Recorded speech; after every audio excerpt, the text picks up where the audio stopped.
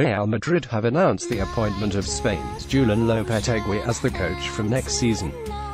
Julen Lopetegui will be the coach of the first team during the next 3 seasons, the Champions League winners said.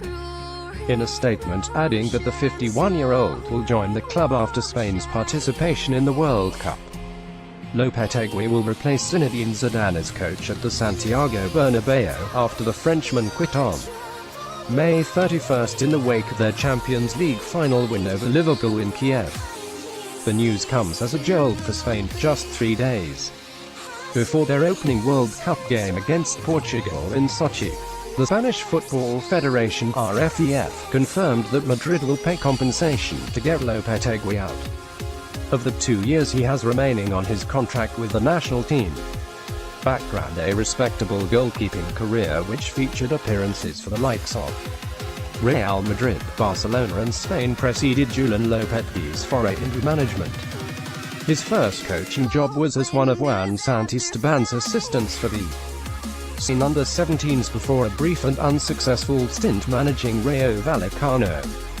Following a period of 5 years away from the dugout, he returned to coaching with Real Madrid y Castilla for 1 season.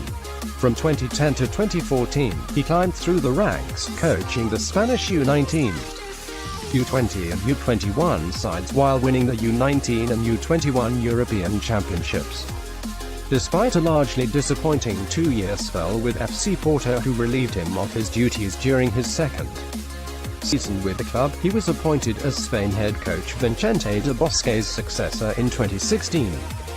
Lopetegui has since impressed in the role, storming through the World Cup 2018 qualifications and leading Spain into the tournament in Russia as one of the favorites.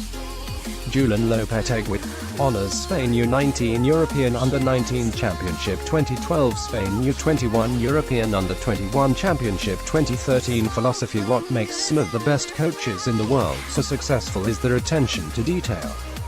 They've spent countless hours on the training pitch and several sleepless nights engineering a specific blueprint. It's no wonder they can be uncompromising in the demands of players to meet the requirements of the meticulously manufactured system so that they can be executed with absolute precision. That's not the kind of process Lopetegui abides by. His belief is that players shouldn't be slaves to a particular system lest they compromise their own ingenuity, the very thing that can set them apart, make them unpredictable and help conjure a moment of brilliance.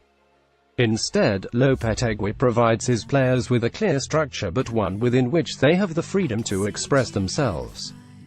The system, formation and indeed tempo are ultimately determined by the player's capabilities and reaction to adopting a designated style of play, which is most important. The Spaniard values good decision-making in key moments. Lopetegui describes football as a continuous loop involving 4 phases: attack, the transition from attack to defense, defense and the transition from defense to attack. Dominating possession is helpful as it facilitates the control of these 4 phases, but Lopetegui recognizes that there are a variety of ways to win a football match. A counter-attacking aspect can be just as effective when executed at the opportune moment.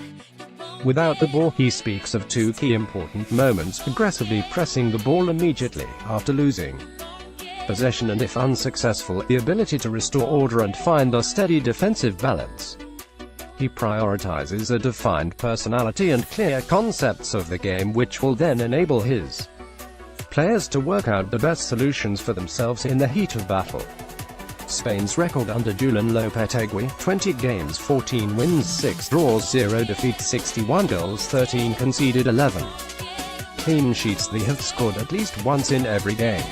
Flushedpic.twitter.com/w4Dulce9x Squawka Football at Squawka, June 12, 2018 World Cup Tactics. Stay true to his philosophy, Lopetegui has proven to be tactically flexible.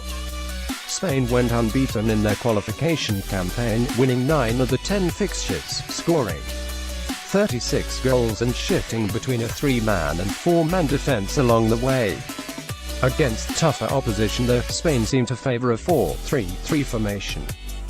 There are different variations to that system as well. Against Italy in qualifying, Sergio Busquets anchored the midfield with Andres Iniesta and either Koke or Thiago Alcantara operating ahead of him. Meanwhile, David Silva and Isco tucked in from out wide and allowed the full-backs to push forward. Most recently though, Lopetegui has utilized a 4-2-3-1 formation with Thiago sitting alongside Busquets in midfield and Iniesta operating wide on the left with Isco as the number 10 and Silva on the right.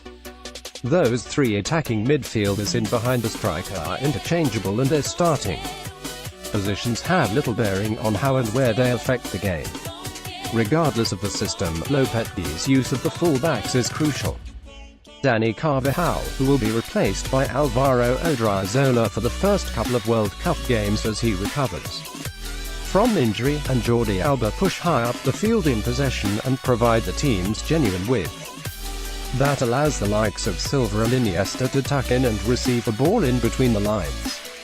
The supreme technical ability, close control and acceleration into pockets of space create problems in the opposition's final third. Without possession, Lopetegui enforces an initial high press, compelling the opposition to attempt risky passes. The pace and width offered by the likes of Marco Asensio and Lucas Vazquez is often used off the bench.